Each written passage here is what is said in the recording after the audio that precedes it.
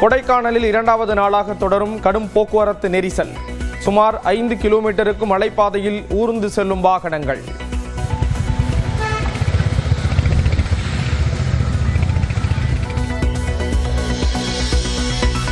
கொடைக்கானலில் உள்ள தூண்பாறை, குணா குகை, பைன்மரக்காடுகள் மற்றும் ஓயர் சதுக்கத்துக்கு இன்றும் நாளையும் கட்டணமின்றி செல்லலாம். ஆன்லைன் கட்டண வசூலிப்பால் தாமதம் ஏற்படுவதாக கூறி வாடகை ஓட்டிகள் போராட்டம் நடத்திய நிலையில் ஆட்சியர் அறிவிப்பு.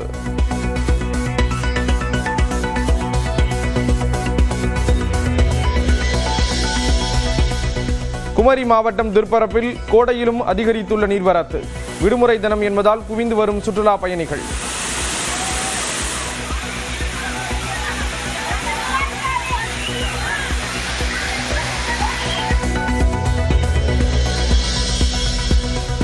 காரைக்குடி அருகே மணப்பட்டி உள்ளிட்ட பகுதிகளில் பலத்த காற்றுடன் பெய்த கனமழை. பல இடங்களில் மரங்கள் சாய்ந்த நிலையில் துண்டிக்கப்பட்ட மின்சாரம்.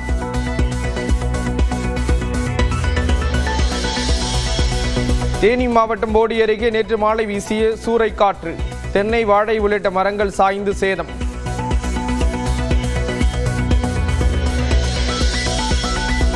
நீலகிரி, கோயம்புத்தூர், திருப்பூர், தேனி உட்பட 8 மாவட்டங்களில் இன்று கனமழைக்கு வாய்ப்பு.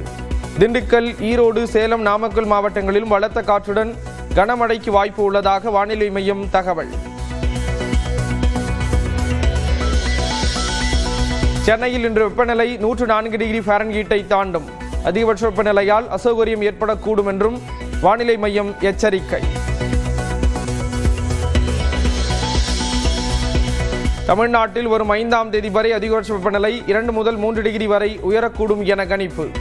கடலோர தமிழகத்தில் ஓரிரு இடங்களில் அசௌகரியம் ஏற்படலாம் என வானிலை மையம் எச்சரிக்கை. புயல், வெள்ளம் போன்ற அவசர காலங்களில் எச்சரிக்கை விடுக்கும் வகையில் செல்போன்களுக்கு இன்று குறுஞ்செய்தி அனுப்பி சோதனை. சைரன் ஒலியுடன் செல்போனில் செய்தி வந்தால் அச்சப்பட வேண்டாம் என அறிவுறுத்தல். திருவண்ணாமலையில் சித்ரா பௌர்ணமி கிரிவலம் நிறைவு பெற்றதை அடுத்து ரயில் நிலையத்தில் அலைமோதிய பக்தர்கள். சொந்த ஊர் திரும்பிய கூட்டத்தால் நடைமேடைகள், ரயில் பெட்டிகளில் நிரம்பி வழிந்த கூட்டம். ஏற்காடு கடைவீதியில் அதிவேகமாக வந்து சாலை ஓர மின்கம்பம் மீது மோதிய கார்.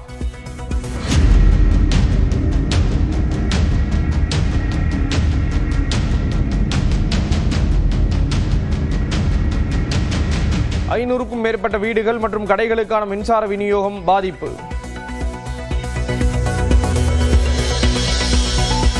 வால்பாறையில் 19வது கொண்டை ஊசி வளைவு சாலையில் ஒய்யாரமாக நடந்து சென்ற சிறுத்தை.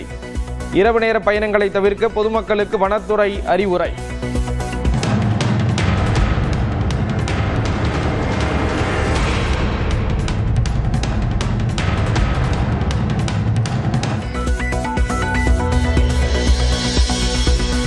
லாப நஷ்டத்தை நடிகர்கள் பங்கிட்டுக் கொள்ள வலியுறுத்தி திரைப்பட தயாரிப்பாளர்கள் இன்று வேலை நிறுத்தம். நாடு முழுவதும் மாலை 6 மணி வரை தமிழ் திரைப்பட படப்பிடிப்புகள் ரத்து.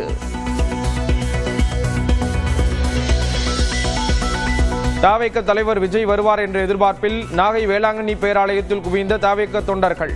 டிவிகே என பேராலயத்துக்குள் முழக்கமிட்டதால் பரபரப்பு.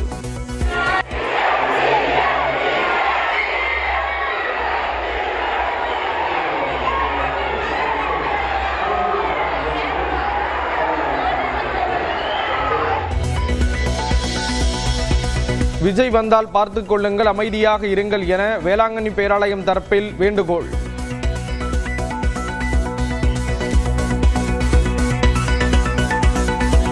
விஜயின் வருகை தொடர்பாக அனுமதி கோரப்படவில்லை என்று காவல்துறை தரப்பிலும் விளக்கம்.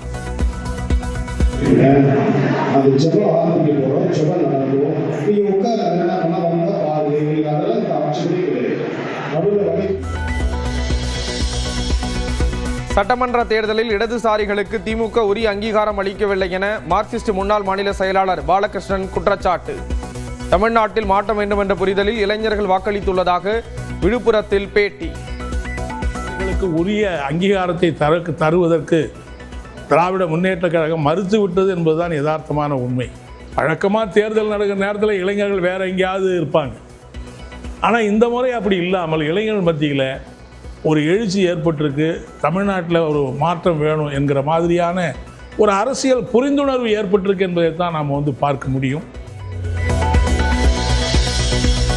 மே 4 விடுதலை சிறுத்தைகள் கட்சியின் வலிமையை உலகம் உணர முடிவு வரும் என்று திருமாவளவன் திட்டவட்டம்.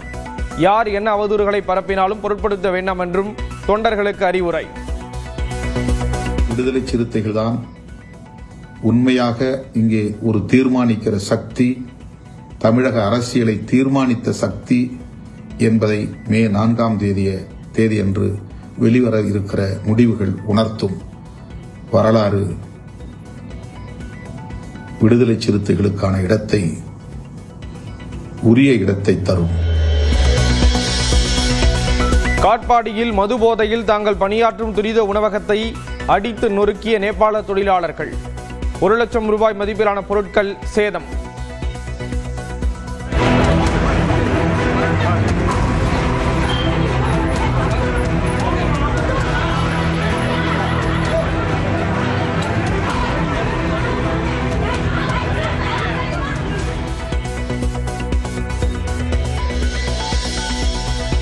ஆபரண தங்கம் விலை சவரனுக்கு 640 ரூபாய் உயர்வு. மீண்டும் 1,12,000 ரூபாயை தொட்டது.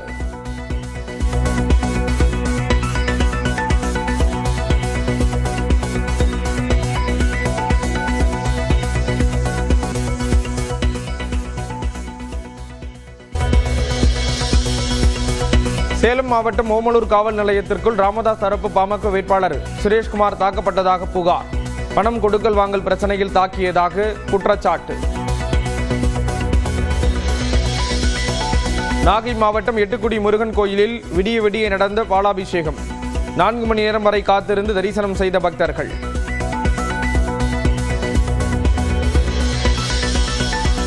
உத்தரப்பிரதேசத்தில் இருந்து அமர்நாத் கோயிலுக்கு தரையில் விழுந்து வணங்கியபடியே தண்டவத் யாத்திரை மேற்கொண்ட சகோதரர்கள். சனாதனத்தை பரப்பவும் பசுவுக்கு தேசிய தாய் அந்தஸ்து கிடைக்கவும் வேண்டி 10 மாதங்களாக 1700 கிலோமீட்டர் பயணம்.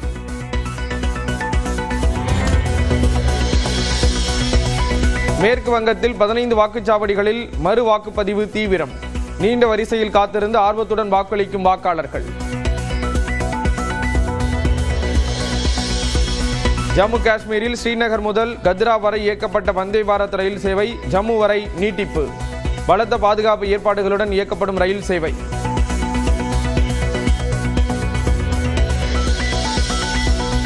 அமெரிக்காவின் வாஷிங்டனில் புகழ்பெற்ற ஃப்ரெட்ரிக் டக்ளஸ் நினைவு பாலத்தின் உச்சி மீது ஏறி கருப்பு துணியுடன் இளைஞர் தர்ணா.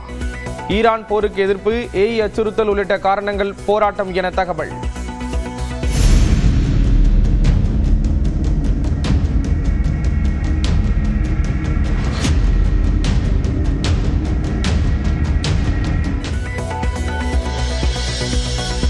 ஈரானின் சமீபத்திய பரிந்துரைகள் திருப்தி அளிக்காததால் அந்நாட்டை விட்டு அமெரிக்கா தற்போதைக்கு வெளியேறும் வாய்ப்பு இல்லை என ட்ரம்ப் அறிவிப்பு. போர் முடிந்த பிறகு கச்சா எண்ணெய் விலை குறைய வாய்ப்பு உள்ளதாகவும் பேட்டி. ஹோர்முஸ் நீரிணை உள்ளிட்ட நீர்வழி பாதைகளின் கட்டுப்பாட்டை வலுப்படுத்த உள்ளதாக ஈரான் புரட்சிகர பாதுகாப்பு படை அறிவிப்பு. புதிய விதிகள் உருவாக்கப்படும் என விளக்கம்.